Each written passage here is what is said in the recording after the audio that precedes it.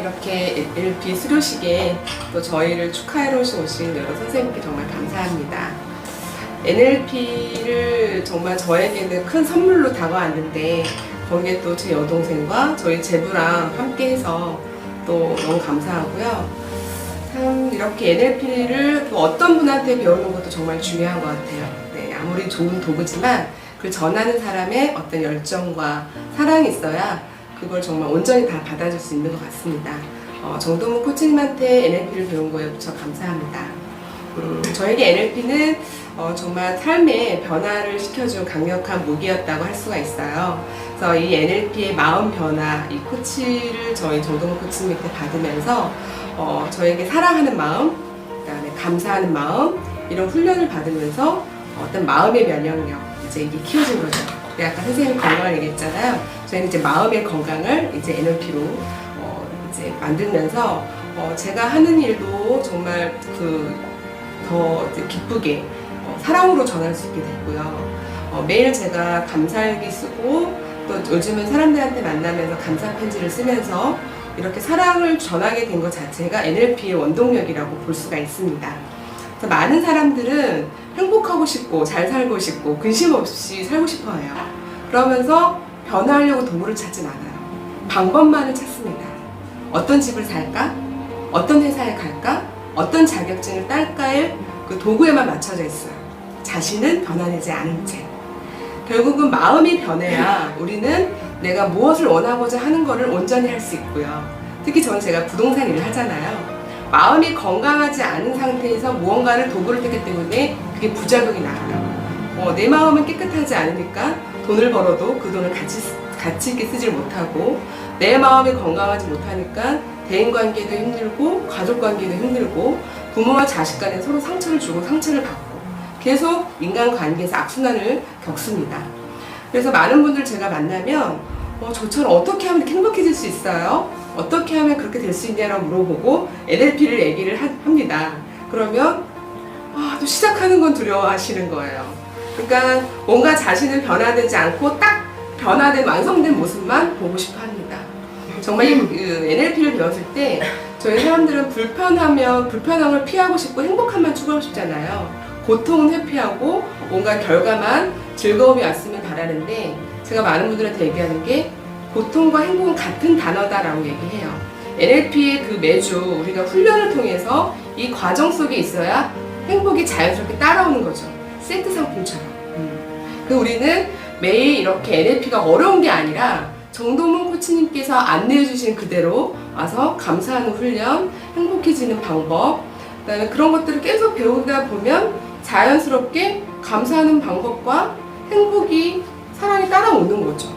정말 어렵지 않게 우리는 변화될 수가 있어요. 그래서 NLP를 통해서 제가 이렇게 많이 행복해지고 그 사랑을 하고자 이렇게 전하게 되고 또 저로 인해서 요즘은 제가 같이 상담을 하면서 제가 정말 많이 울었어요. 그러면서 저 스스로 내가 이렇게 얘기를 하면서 그 사람과 하나가 될 수 있다는 그 사랑에 저도 감동을 받고 이게 제가 무엇보다 사랑의 훈련을 통해서 이렇게 커졌구나. 그러니까 그런 감동이 저에게 준 도구가 바로 NLP였거든요. 그래서 이 감동의 이 도구를 저는 전하고 싶고 삶이 정말 행복해지고 달라지고 싶고 변화된다라고 하면 NLP를 정말 배우셨으면 좋겠어요. 두려움 없이 정말 힘든 거 없이 그냥 시키는 대로만 이 과정에 내가 그냥 그 과정 안에만 딱 의정이 여기 앉아 있으면 자연스럽게 변화되는 거거든요. 살면서 내가 그렇게 힘들지 않게 나 자신, 그러니까 자기의 본질을 바뀌기가 쉽지 않은데 이 NLP라는 도구를 통해서 그 본질에 정말 진정한 나 자신, 내가 원하는 나 자신을 찾게 해주는 도구거든요, 이 NLP가. 그래서 그 NLP라는 도구를 정말 만나시면 누구보다도 행복해지고 또 내가 원할 때도 어떤 걸 원하는 꿈을 찾게 되고 무엇보다도 지금 내가 같이 있는 주변의 사람들과의 관계식도 좋아지는 그 NLP를 배우시면 정말 누구보다도 행복해질 거라고 확신합니다. 감사합니다.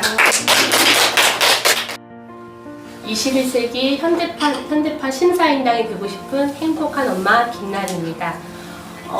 저는 참 엄마라는 단어가 저한테 되게 큰 의미가 있었던 것 같아요. 저는 정말 멋진 엄마, 사랑이 많은 엄마, 행복한 엄마가 너무 되고 싶었어요. 그래서 항상 엄마라는 단어는 저한테 되게 소중하고 제 집중했던 단어였던 것 같아요. 그래서 아이들한테도 얘기할 때 너 행복해야 돼, 너의 꿈을 찾아야 돼, 너를 사랑해야 되고 얘기를 하는데 어느 날 돌아봤는데 과연 저는 그렇게 살고 있나 싶은 생각이 들었어요.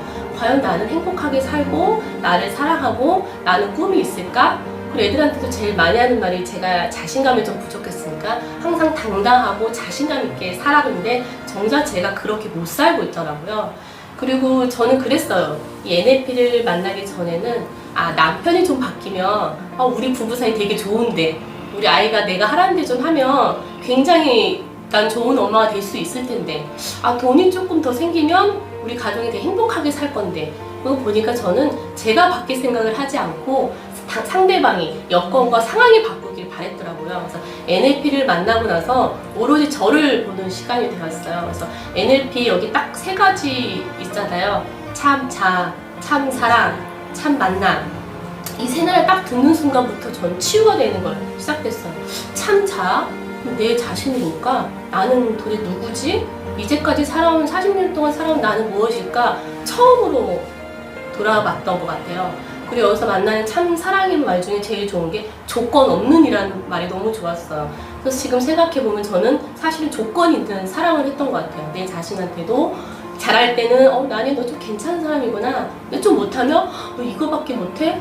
정말 내 자신이 너무 부끄럽고 아이를 대할 때도 아니라고는 하지만 잘했을 때는 괜찮지만 잘 안 했을 때는 아니고 저도 조건 있는 사랑을 했었던 거더라고요. 그리고 여기서 참 만남이라고 공간에 왔을 때 제가 왜 치유가 많이 됐나 돌이켜보니까 사실은 선생님들의 눈빛이었던 것 같아요. 내가 무슨 얘기를 하고 상처를 얘기하고 있는 그대로 했을 때 그 눈빛으로 괜찮아 라고 얘기하는 선생님 눈빛을 보고 내가 혹시 치유된 게 그 사람들이 치유될 때 뭐 대단한 어떤 사건을 하고 무언가를 만났을 때 치유되는 게 아니라 그냥 있는 그대로 나 자신을 보여줬는데 괜찮다고 하는 그 선생님들의 눈빛이랑 정동문 코치님도 자기 자신의 뭐 아픔이라든지 이런 걸 다 너무 사심탄 없이 털어놓고 그걸 서로 공감하고 나도 이런 창피한 내 모습 숨기고 싶었는데 어느 날 내 모습을 보여주면 너 뭐야 너 그거밖에 안 돼 창피해라고 할 줄 알았는데 오히려 그 있는 그대의 모습을 좋아한다는 거라서 그 지금까지는 내가 좀 포장된 삶을 살았었구나 라는 생각이 들었던 것 같아요. 그래서 여기도 보면 뭐 변화할 것인가 고통받을 것인가 이 문구가 갑자기 오늘 딱 와닿았는데 이 변화하는데도 용기가 필요한 것 같아요. NLP를 좋은 거 알고 변화하고 싶은 거 누구나 알지만 또 그걸 용기를 해서 실행에 옮기는 것 또한 용기가 필요하다는 걸 느꼈어요. 그래서 최근에 들었던 말 중에 물도 셀프, 행복도 셀프라는 말이 있더라고요. 행복은 누가 저한테 야 나니야 행복 받아 하고 쉽게 손에 쥐어주는 게 아니라 이 행복도 내가 살고 싶으면 내가 진짜 힘써 노력하고 해야 되는 거구나. 이 행복도 내가 노력하는 만큼 얻는다라는 걸 너무 깨달았어요. 그래서 별거 아닌 것 같지만 나를 온전히 사랑하고 진짜 조건 없는 감사. 그냥 정말 무엇이 좋아서가 아니라 그냥 있는 그대로 자체를 다 감사함을 느꼈을 때 삶의 변화는 너무 컸던 것 같아요. 그래서 오로지 저 자신을 사랑하고 나를 이해하니까 남편을 이해하고 자식을 이해하고 좀 독특하고 이상한 행동하는 사람도 이해가 돼요. 저 사람은 저럴 만한 이유가 있구나. 지금 이 사람이 좀 기분이 잠시 좋지 않은 것 뿐이구나. 근데 옛날에 그런 행동을 하면 날 미워하나? 나한테 사랑이 없나? 라고 생각했는데 그냥 저 자신도 있는 그대로 소중하고 괜찮은 사람이니까 누구를 만나도 다 이해되더라고요. 그래서 뭐 NLP를 소개할 때 감히 삶의 변화의 첫 시작이 NLP라고 하고 싶습니다. 그래서 NLP를 만나고 저도 삶의 터닝포인트가 됐고 부족하고 나약한 제 모습도 오로지 인정하고 사랑을 하게 됐거든요. 그래서 이 좋은 거를 저희만 알기가 아까우니까 많은 사람들한테 알려서 함께 행복해지고 싶습니다. 네, 여기 와주셔서 너무 감사합니다. 웃음의 중요성과 선수 준비해 주신 마술을 보여주신 정격수 선생님과 그리고 바른 먹거리에 대해서 말씀해 주신 윤현정 선생님 그리고 저희를 축하하러 와주신 김경실 선생님께 다시 한번 감사를 드립니다. 저는 우선은 소통에 대해서 좀 얘기를 해보려고 합니다. 요즘 살아가면서 스마트폰이라는 게 생겼습니다. 살기는 되게 편한데 사람들이 다 스마트폰만 보고 있어요. 지하철을 타도, 그다음에 애들을 쳐다봐도 혼자 보고, 혼자 공부하고, 혼자 판단을 합니다. 근데 그렇게 판단하는 생각이 한계점이 있다는 겁니다. 사람이 살면서 토론과 많은 대화를 통해서 저는 인류가 발전을 했다고 생각을 합니다. 그래서 저도 소통의 방법을 잘 몰랐어요. 그래서 누가 저한테 다가와 주기를 기다리고 있었는데 집사람이 갑자기 감사 얘기를 해서 저한테 노크를 했습니다. 저는 그 순간을 되게 기다리고 있었던 것 같아요. 그래서 저도 바로 답장을 보냈고 이렇게 시작을 하게 됐습니다. 부부 사이에 진짜, 살면서 대화를 하는 게 밥 잘 먹었어, 잘 자, 애들은 그런 몇 가지 단어가 다인 것 같아요. 너 뭐 때문에 감사했고, 뭐 때문에 행복하고, 뭐 때문에 고민이 있다는 얘기를 잘 하지 않습니다. 근데 저는 여기 NLP에 오면서 이 강의 시간을 통해서 제 속 얘기를 하게 되는 거예요. 나와서 3분을 얘기하는데 뭐 할 게 없으면 제 속 얘기를 해야 되지 않겠습니까? 그래서 제 속 얘기를 하다 보니까 서로 간에 오해가 있었던 게 풀리고, 서로가 감사함을 표현하니까 부부 사이가 너무 좋아지는 거예요. 그리고 NLP 수업을 통해서 집사람한테 감사한 거를 100가지를 적어오라고 숙제를 내주셨어요. 근데 처음에는 자신이 있었습니다. 근데 막상 적으니까 15가지를 적고 나서 한참을 생각을 했어요. 나중에는 당신의 발톱에 있는 때까지도 사랑하겠다는, 감사하다는 식으로 나오게 되는 겁니다. 그러니까 아주 작은 사소한 것까지도 감사하게 생각하게 해주시는 그 100가지 감사 목록도 저에게는 신선하게 다가왔고요. 그리고 아무리 그 큰 어려움이라도 그것도 다 감사한 일이다라고 말씀을 해주셔서, 그럼 아무리 큰 어려움이 닥쳐도 감사한 일이고, 남의 이야기를 들을 때 눈으로 듣고 마음으로 듣고 정성스러운 마음으로 들으라고 얘기를 해주셨습니다. 남의 얘기를 그렇게 정성스럽게 듣고 감사함을 나누면서 살면 이 세상에 어렵고 힘든 일은 없을 것 같아요. 같이 이겨낼 수 있을 것 같고, 그리고 또 하나 느끼는 거는, 책을 읽고 제가 이거를 그냥 생각하고 넘겼으면 거기서 끝났을 것 같아요. 말로 표현을 하고 같이 행동을 해야지 뭔가 결실이 난다고 생각을 합니다. 그 마음만 먹고 100번을 마음을 먹어도 한 번 행동하지 않으면 끝이라고 생각을 합니다. 되든 안 되든 우선은 행동하고 봐야 된다고 생각을 하고요. 거기에 저는 그 부부와 처형과 같이 있다 보니까 이 가정 안에서 시너지가 너무 좋은 거예요. 제가 좀 부족하더라도 옆에서 괜찮아 할 수 있어 라고 격려를 해주는, 이런 같이 인생을 살아가는 동반자가 있다는 것에 다시 한번 감사를 드리고요. 같은 현상을 봤을 때 참 다르게 생각할 수 있게끔 해주는 이 NLP가 저희 가족에게는 정말 큰 인생의 터닝 포인트가 아닌가 생각합니다. 네, 감사합니다. 먼저 오늘 그 NLP 수료식 3분 축하드리고, 저는 아닌 것 같고 축하드립니다. 네, 방금 전에 찾아봤는데 NLP를 아는 사람은 마법사라고 합니다. 마법사가 무슨 뜻인지 혹시 아시는 분? 마법사가 마음의 법칙을 아는 사람이라고 합니다. 그래서 NLP를 아는 사람은 마법사라고 합니다. 네, 마법사가 되신 걸 축하드립니다. 방금 찾아봤습니다.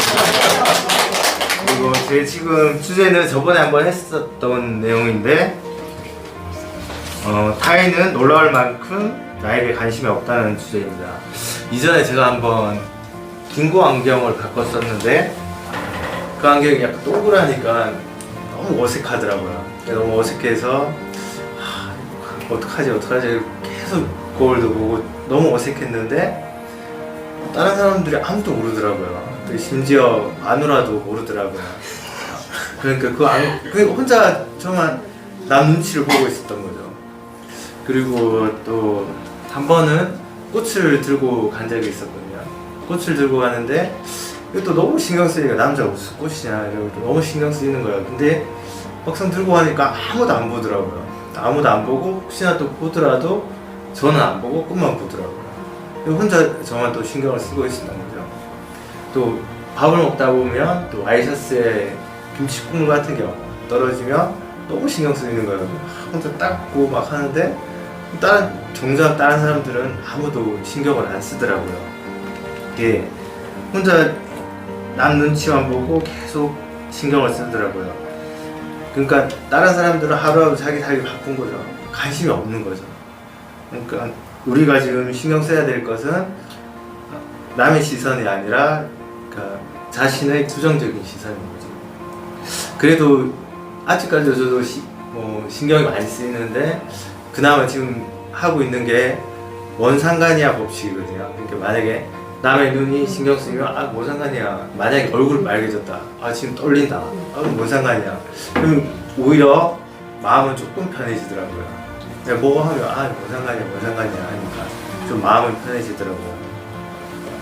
그리고 오늘 주제의 교훈은 그 노자가 한 말인데 다른 사람들이 무슨 생각을 하는지 신경을 쓰면 당신은 늘 재수가 될 것이다.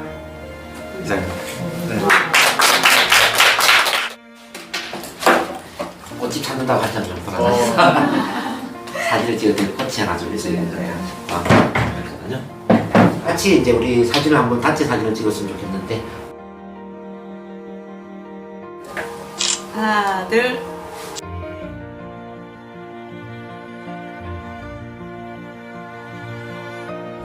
네. 오케이.